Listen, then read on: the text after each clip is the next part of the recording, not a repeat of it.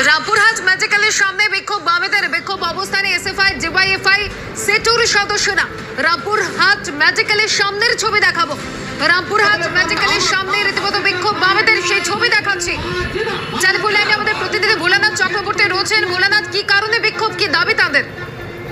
তাদের দাবি হাসপাতাল বাঁচাও, জীবন বাঁচাও। এই দাবিতে কিন্তু রামপুরহাট মেডিকেলের সামনে তারা অবস্থান বিক্ষোভ করে এবং এই অবস্থান বিক্ষোভ আজ দ্বিতীয় দিন। আগামীকাল তারা একাধিক দাবি নিয়ে কিন্তু এমএসভিপির সঙ্গে দেখা করবেন এবং তারা একটা স্মারকলিপি দেবেন।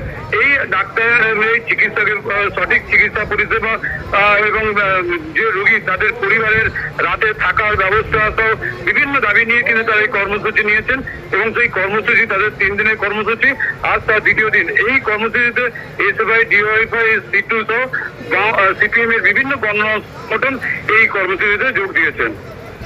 ধন্যবাদ জানাবো ভোলানাথ। বিক্ষোভকারীরা কি জানিয়েছেন শোনাবো। দাবি মূলত যে